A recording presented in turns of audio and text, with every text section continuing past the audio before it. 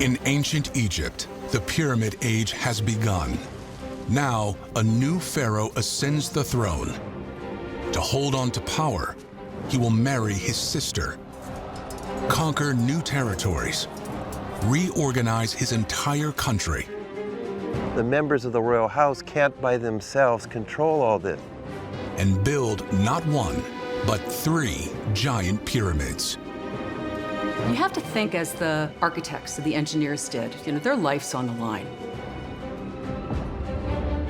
The story of the pyramids is one of innovation, It was a resurrection machine. mysterious rituals, These are things that help the deceased re-energize and live for eternity. back-breaking work, and palace intrigue. Unlock the deepest secrets of the pharaohs. Every mummy is different. You never know exactly what to expect. Explore the lives of ancient workers and uncover the remarkable story of Egypt's old kingdom. Not only did ancient Egypt make the pyramids made ancient Egypt.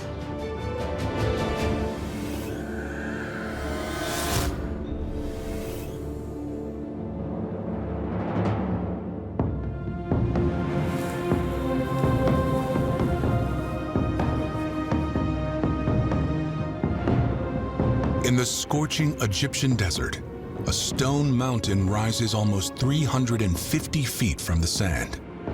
This is the Red Pyramid at Dashur. Some 60 million cubic feet of rock. It's the first flat-sided true pyramid in Egypt, the work of a powerful pharaoh called Snefru.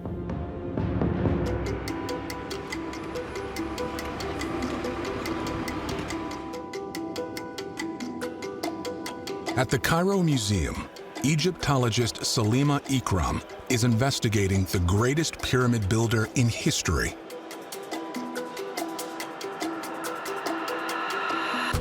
This statue of King Snefru comes from his temple at Dashur. He's wearing the crown of Upper Egypt. He was once beautifully painted.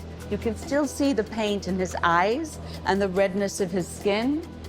But now, barely anyone has heard of him. Snefru, who is the person who really laid the foundations for a great pyramid building, lots of monuments, ideas of kingship, is all but forgotten.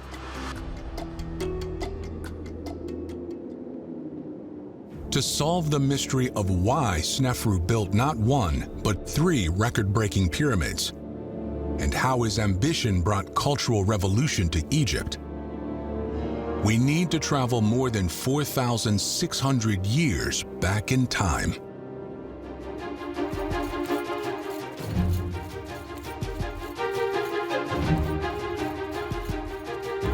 When Snefru was a young boy, the largest pyramid that exists is the Step Pyramid at Saqqara, the first pyramid ever built in Egypt.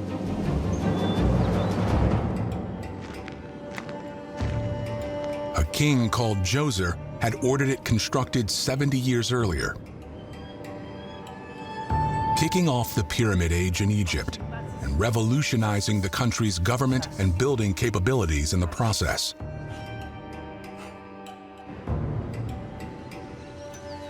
The Step Pyramid must have made a strong impression on the young Snefru, compelling him to dream of an even bigger and more beautiful pyramid for himself. An ambitious dream, especially because Snefru does not begin life as the heir to the throne of Egypt. He's thought to have been born to a secondary wife of his father, King Huni, and he has brothers who are closer in line to the throne. And of course, that would lead to some struggles for succession. Children of one queen or one woman might be in competition with others. Legitimation is a key element in kingship. If he's not the eldest son or he's outside of the dynasty or the family, he should invent a story. He should come with something, with a reason to tell the people that he has the right to be the king. History doesn't record how an adult Snefru eventually pushes aside his brothers to ascend the throne, or at what age.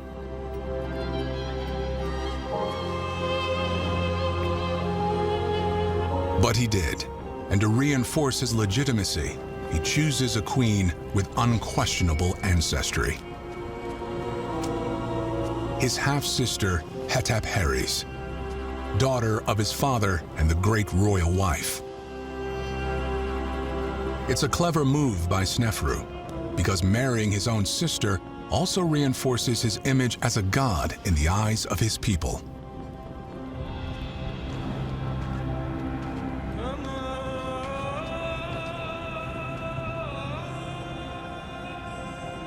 From the very beginning of ancient Egyptian kingship, the king is seen as a personification of the falcon god Horus.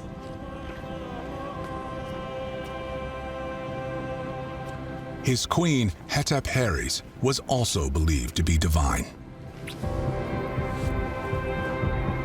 The queen, as the consort, is the personification of the goddess Hathor.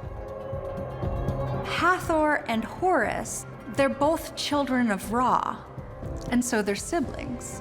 And so actually having brother and sister, king and queen, was not taboo at all. So the king and queen together are essential to the way the Egyptians presented their politics as well as their religion. Hetep-Heres will rule alongside Snefru as a demigod. At this time period, women had a lot more power than their contemporaries anywhere else in the world did, and especially royal women. We know that a lot of these women helped rule. They were really sometimes powers behind the throne and sometimes equal partners with their husbands.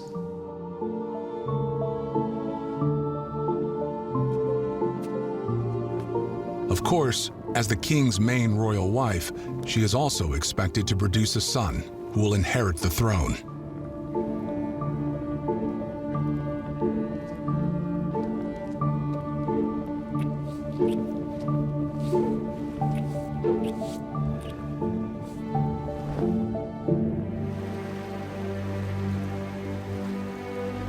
Snefru rules over a vast land, split up into districts called nomes. Each district of Egypt, each nome has its capital city, no doubt numerous small villages and farming communities spread around the Nile Valley. We can compare the nome with a city, and we can compare the villages to a district in the city. But full and ultimate power lies with the pharaoh. The economy in Egypt was very centralized, meaning that a lot of the goods that were farmed or harvested found their way into the capital. Your average Egyptian was living pretty subsistence-wise, pretty meager.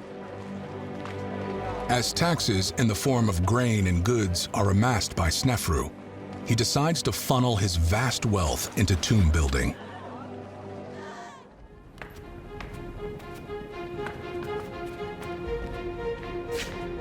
In the royal palace, the king summons a man that many believe to be his son. His name is Nefermat. Snefru appoints his son vizier, the second most powerful position in the country. If we can compare an ancient Egyptian vizier to nowadays, he is a kind of a prime minister with all ministers underneath him. So Snefru seems to be trying to keep at least a lot of the important positions in the country within the control of the family. The reason that you would want to do this is so that power doesn't become spread out and doesn't become a problem where it fractures the kingship. But with great power comes great responsibility, and Nefermat faces a daunting task.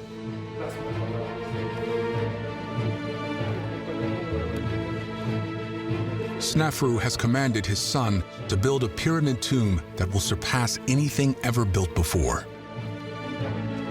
The tallest pyramid on the planet is Djoser's 6-step monument.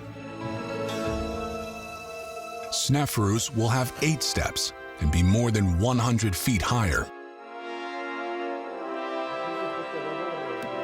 You could look at this as a bit of a competition in pyramid building, with each succeeding pharaoh trying to outdo the predecessor. Snefru knows the bigger his pyramid, the greater his legacy, the longer he's going to be remembered. What he's looking for is something new, exciting, bigger, better, and more perfect than anyone has ever created before. Djoser's step pyramid is built at Saqqara. Snefru's pyramid will be at Meidum, 40 miles to the south. As work begins, Nefermat and his team must know that they have a huge challenge ahead.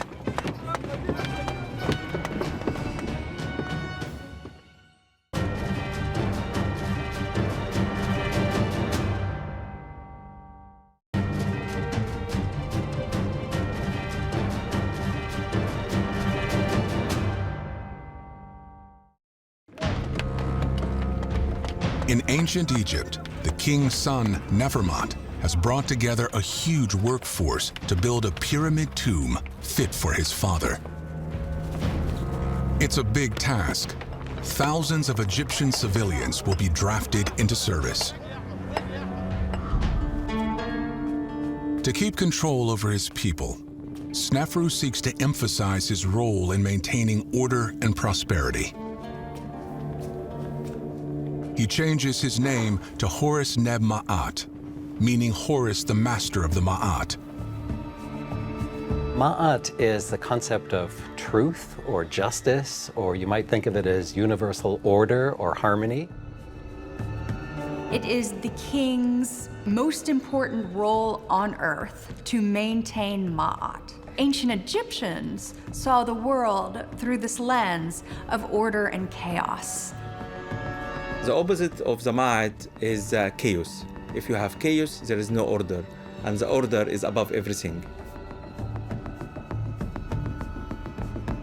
So for the king to say, I am the Lord of Ma'at, means basically he wants his reign to be very even and balance everything out properly. Snefru is giving his subjects little choice. They either obey him or risk the entire universe collapsing. Good motivation for the thousands of citizens he compels to work on his grand new construction project. The ancient Egyptians believed that by constructing a tomb for the king, that they were enhancing the order of the cosmos itself. So pyramid construction during the reign of Snefru can in some ways be seen as a fulfillment of his own name, the Lord of Ma'at, the Lord of cosmic harmony or order. Crucially, Snefru is not the only one who will benefit. The point of the pyramid was to get the king resurrected on the other side of death, for him to join the stars and the gods, and for him to take his entire community with him, nothing less than the entirety of Egypt. It's almost an ideological idea that they are building something for the Pharaoh, who is a living God, and they hope, the workers, upon their death, that they will be part of the Pharaoh's reconstituted kingdom in the hereafter. Life and death for them was totally intertwined. That's why it looks like they're so obsessed with death and tombs.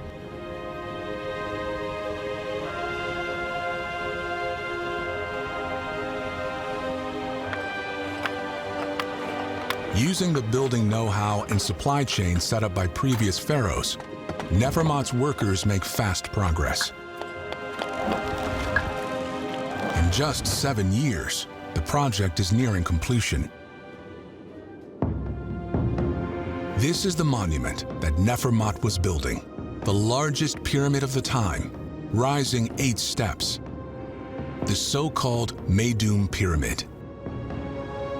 When we look at the Meidum Pyramid today, the first thing you'll see the massive steps, but then you'll also see that there's a pile of rubble that just sits around the bottom of the pyramid. Today, only the stone core remains standing. It reaches 230 feet above the ground. But when this pyramid was complete, it was higher still, 305 feet.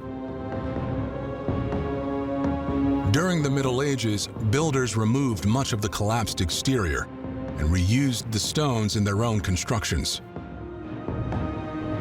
It is literally a monumental achievement, seemingly the ultimate tomb for a god king. But Snefru has other ideas.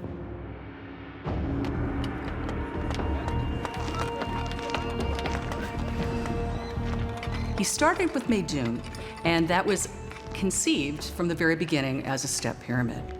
And he works there for a bit and decides that it's not really adequate. The king sets his vizier Nefermat an even greater challenge.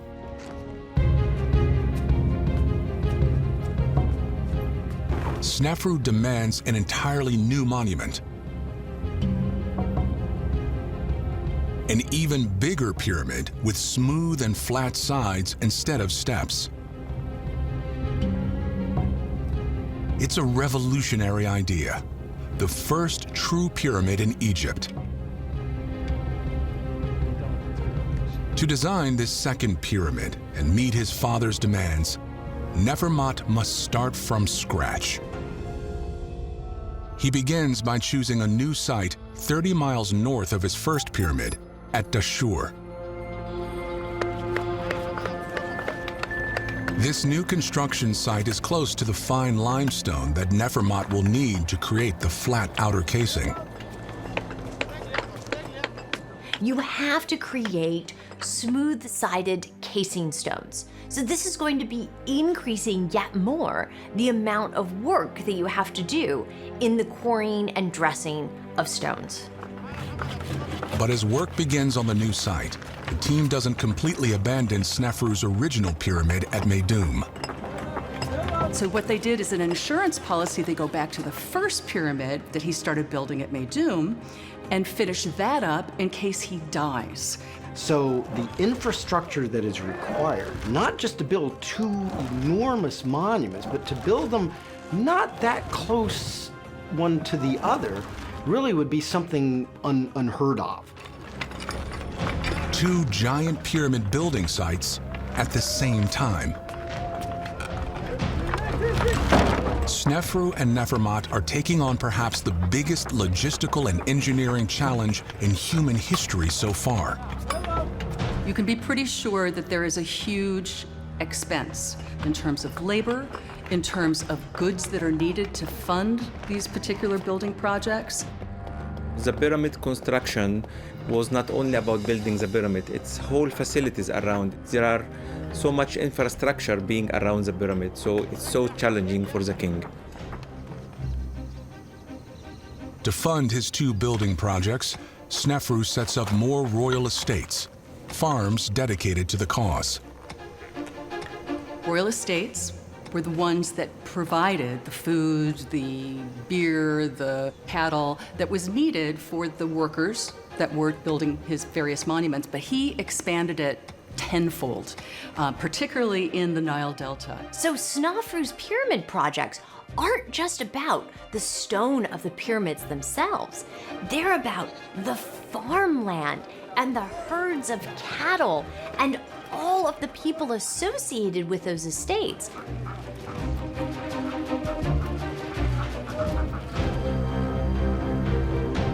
The sheer scale of the operation is too much for the royal family to manage alone. The food and nutrition, the raw materials, the chisels, the hammers, the limestone. All over the country, Snefru drafts in new civil servants to enforce palace orders. bureaucracy is increasing. That's why the state is becoming more complicated. And that's why the members of the royal house can't by themselves control all this. Snefru will need to recruit manpower from lower ranks, paving the way for a new social class to emerge. Now, historians are unpacking the remarkable story of one individual who rose through the ranks. It's a story that exposes the silent revolution taking place in Egypt.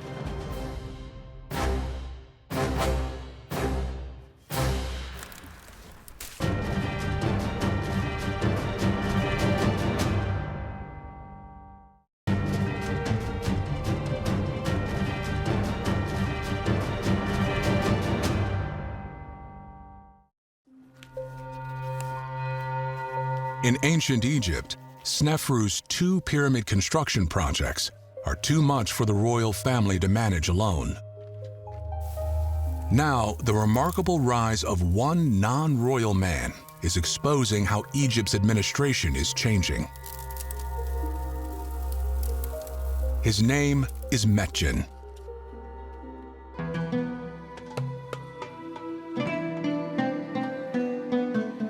Clues about Metjen's life are inscribed on the walls of his tomb, discovered at Saqqara, but now at the Egyptian Museum in Berlin. Typically, administrators left a list of titles that they held when they were alive, but with Metjen, he actually fleshes out the works from his lifetime. The hieroglyphs reveal that Metjen was born far from the splendor of the royal palace, probably in a village in the Nile Delta.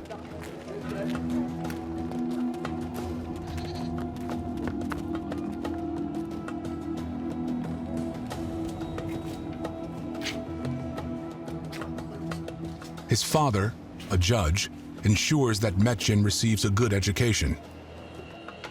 He learns to read, write, and keep accounts. We know that the ancient Egyptians prized literacy. We even have texts that say, "You shall love writing more than your mother, for it is the greatest of all professions." If you are a scribe, it means you can get a very important position in the state administration, because reading and writing was very rare in ancient Egypt.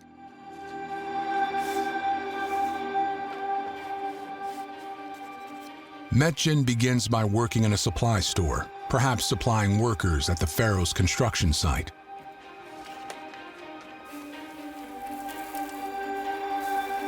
He's a tiny cog in a vast pyramid building machine, but a cog that is getting noticed by his superiors.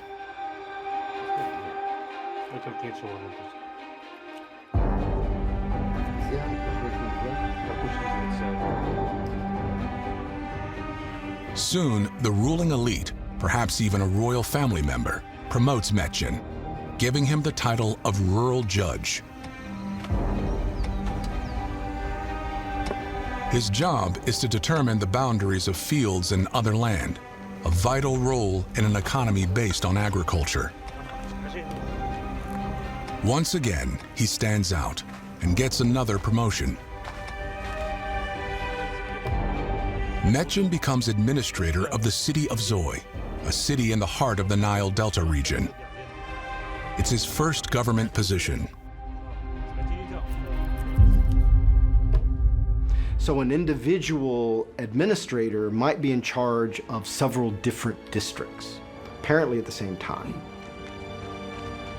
To reward the loyalty and work of people like Metjen, Snefru creates a new social class by giving people land of their own. The pursuit of pyramid building is transforming the administration of Egypt. King is juggling now, maintaining as much control as possible, keeping as many things as possible within the family, and yet at the same time inevitably trying to maintain control of these growing non-royal families of administrators who are coming to be much more powerful in the provinces. The huge changes in society are mirrored by innovation at Snefru's pyramid sites. The outside of Snefru's new pyramid isn't the only feature undergoing a radical overhaul in design.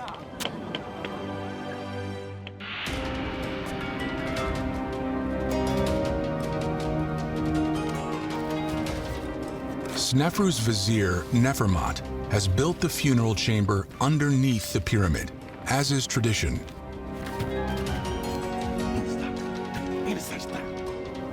But Snefru wants something revolutionary. He is adamant that the funeral chamber is built within the masonry of the pyramid itself.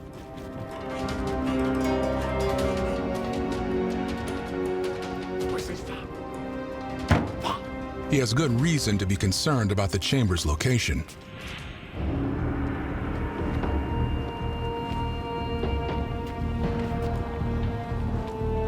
Tomb raiding is rampant, often inside jobs by the builders themselves. Raiders destroy mummies in their hunt for jewelry and other treasures or amulets. The royals knew, essentially, that creating these large monuments that drew attention to themselves would also draw attention to the goods that were buried there. Deterring these robbers becomes a top priority. In New Kingdom Egypt, a number of the tomb robbers we know were said to be impaled, apparently. So it didn't necessarily go well.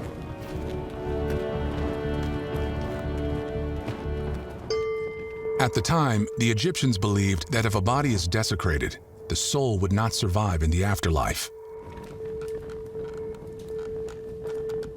So protecting the mummy within an inaccessible vault would have been of critical importance to the pharaoh.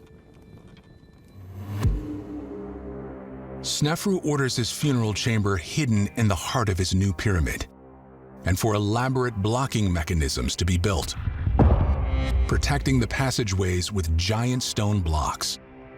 When you look at the outside of the pyramid, you don't really think about the engineering that was required in order to create these inner rooms, essentially the burial of the king.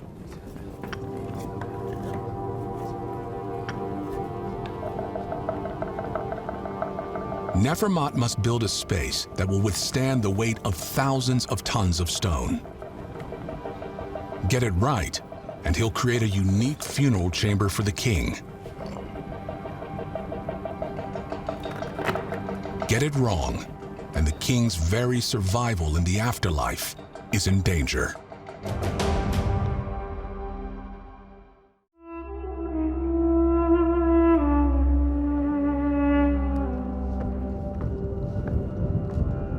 In Dashur, at Snefru's second pyramid, Egyptologist Vasil Dobrev is investigating the secret behind the monument's revolutionary funeral chamber. The entrance is high up on the pyramid's north face, but inside, a steep passageway first plunges 300 feet down into the bedrock beneath the pyramid. Then the route climbs back upwards until it reaches a chamber that pokes above ground level.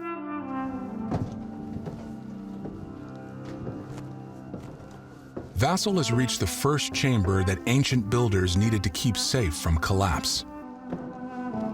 The room measures just 13 feet wide, but 55 feet high.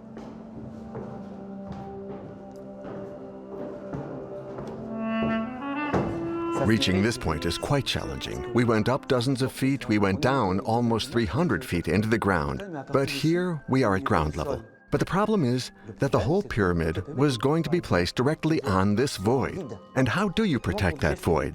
How did they make sure it doesn't collapse? And that's where they came up with this very ingenious solution. The builder's solution is a corbelled ceiling, a room where the walls gradually get closer together as each layer of blocks is added, until the sides meet at the top, forming a vault that supports itself. This chamber is the first test. It worked and they enlarged it, because they'd already planned another chamber, which this time would be the burial chamber within the body of the monument itself, above ground level. The ancient engineers realized that the wider the floor space, the higher the corbelled ceiling needs to be. So when they build a final chamber within the body of the pyramid itself, they choose modest dimensions. Finally, we arrive in Snefru's burial chamber. We must not forget that there is still almost 230 feet of monument above this chamber. The long wooden beams they used to reinforce the room still survive today. They are cedar wood, shipped in from outside Egypt. These beams that are placed in the four walls act as a surrounding wall that protects the sarcophagus. Much later in history, we have a spell in what is called the Book of the Dead, a very well-known list of resurrection spells. And it says very clearly, put cedar beams in the wall, throw water over it, and that's what protects you from your enemies. And that's very interesting because that's a magic spell that's been passed down for centuries and centuries. In fact, maybe here is the first time it was used. But despite the huge engineering and magical effort, archaeologists now believe that Snefru's mummy wasn't laid to rest in this revolutionary chamber. And that could be because this second pyramid didn't turn out as planned.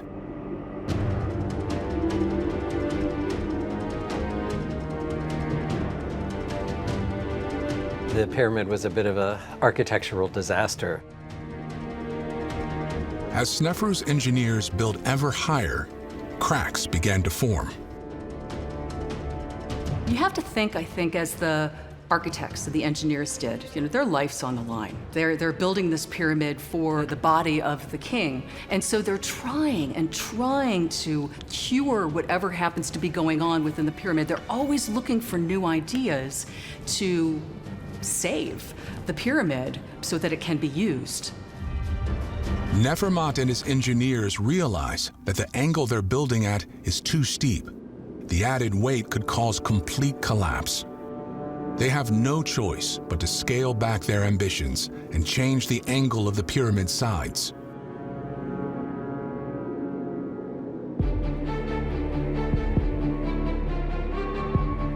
Snefru starts with a pyramid of 60 degrees. It's slipping and sliding because he's building on the natural desert surface.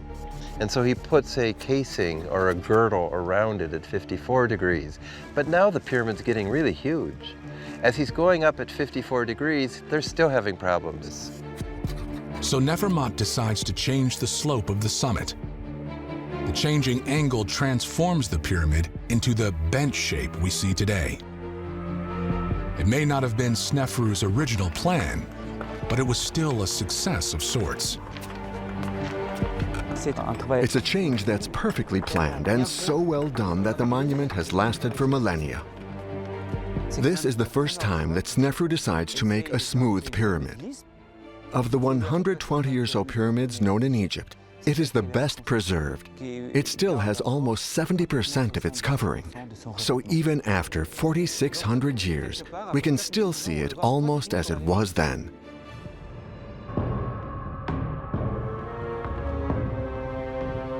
This double-sloped pyramid is set to become the tallest man-made structure on the planet, exceeding Snefru's Meidum pyramid by almost 40 feet.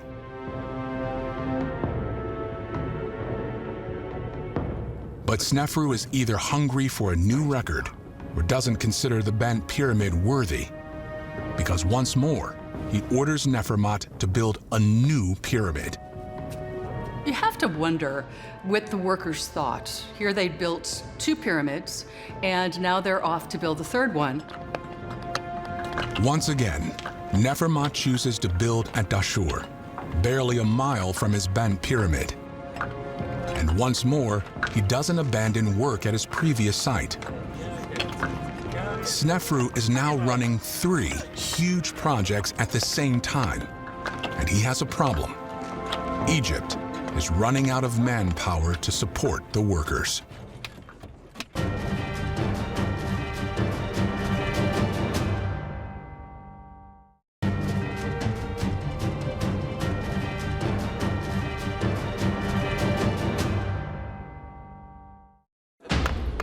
In ancient Egypt, King Snefru needs to find new resources and manpower to support his 3 pyramid projects.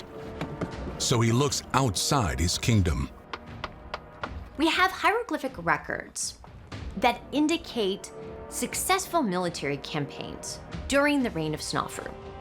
Snefru invades the area of modern-day Libya in the west and Nubia in the south, and is said to return with thousands of captives. I think it's a pretty good guess that they would have been put to work for the Egyptian state in general, probably in an agricultural capacity or in some sort of estate that would have been adding extra economic resources for Snefru's pyramids.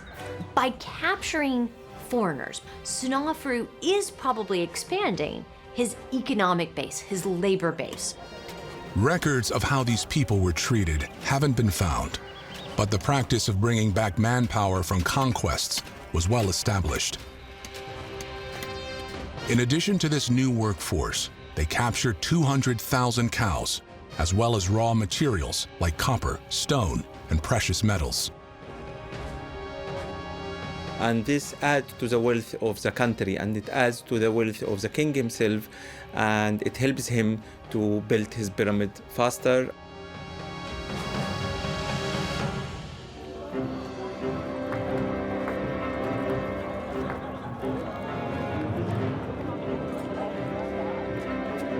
The new elite of his administration also benefit.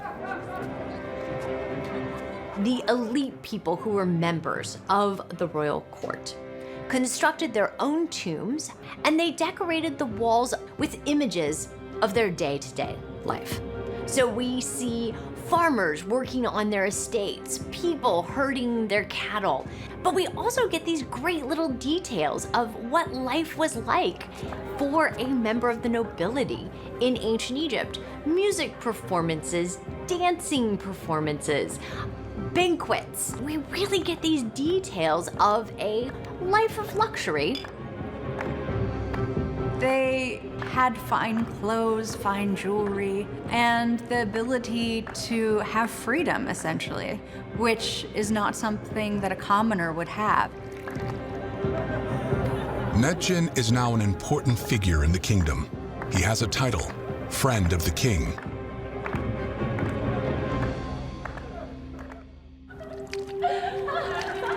Medjin also holds the position of head of the palace of the cities of the southern lake. This is the palace inhabited by Snefru's various wives and consorts. We have abundant evidence that queens had economic power and their own estates. So rather than thinking about a harem, a place where queens were secluded and had to be looked after to maintain their sexual purity, obviously, they were expected to remain faithful to the king, but the queen's palace was also its own economic entity.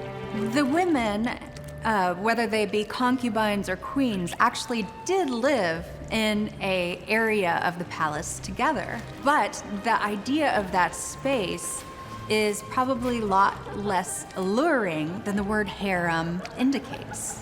This situation is not one that is primarily sexual. So we just have to reframe the way we think of the women's quarters that are connected to the palace.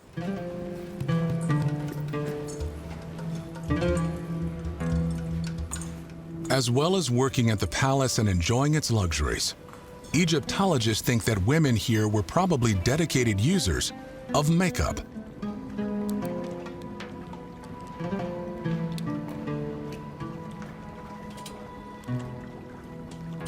Makeup use was very common for the ancient Egyptians, for women and men. They put eye makeup around their eyes, and this was a type of protection, both spiritually and physically. We see it aesthetically as something that's beautiful, but it also helped protect their eyes from eye disease and from flies. Further, they used fats and oils mixed with spices, resins, or flowers to create this really very assorted array of scents that they could then use as perfumes. Metjen's life has taken him from rural scribe to supply clerk to friend of the king. A radical rise to the upper class, powered by the pyramids.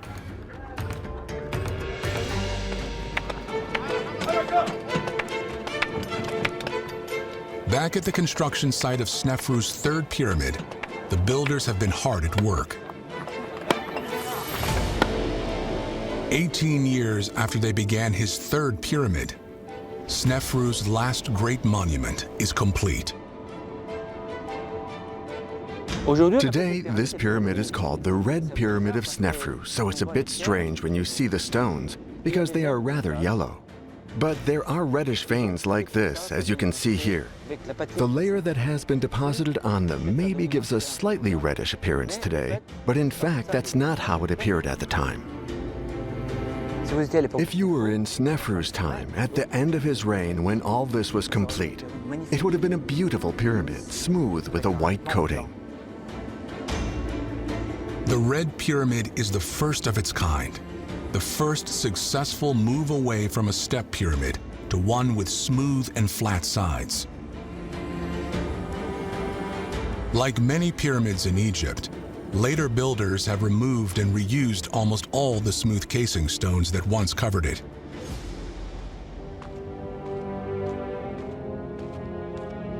This block has an angle of 43 degrees, so this is a block from the casing of this pyramid. Once complete, it was covered in these white limestone blocks that shone like the sun's rays. That's the idea, in fact, because this pyramid acts as a solid form of the sun's rays.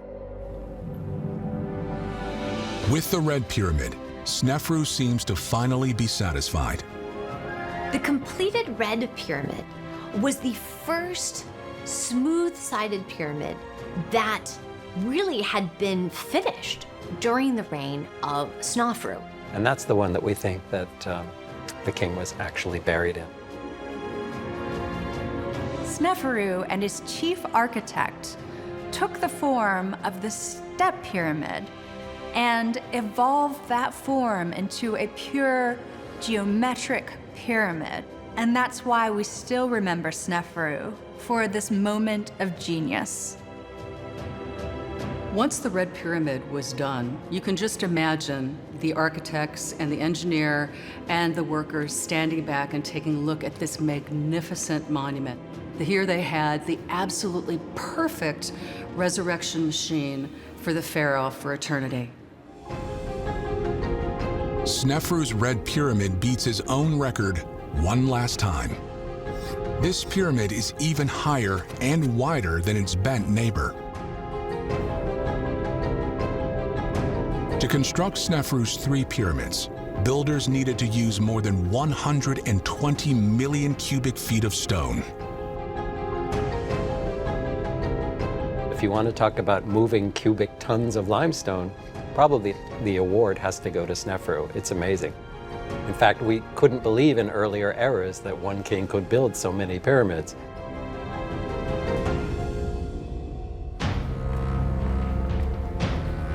Egyptologists believe Snefru reigned between 30 and 40 years, a lifetime during which he instigated changes that would influence Egypt for millennia.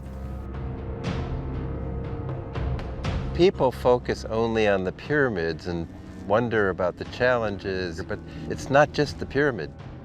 We have to think about the changes that are taking place to the Egyptian economy and the Egyptian society. So Egypt itself is changing because of the emergence of the gigantic pyramid. Well, with the time of Snefru, the country is getting bigger, the administration offices are getting bigger, and it was difficult for the royal family to keep control of everything.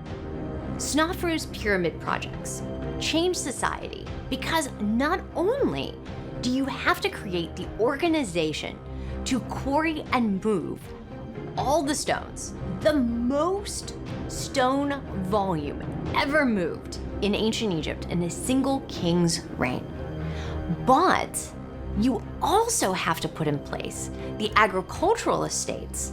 Increasingly, in the northern part of the Nile Valley, we're starting to see these new cities set up, these big plantation complexes that are being established to support the pyramid complexes of Egypt.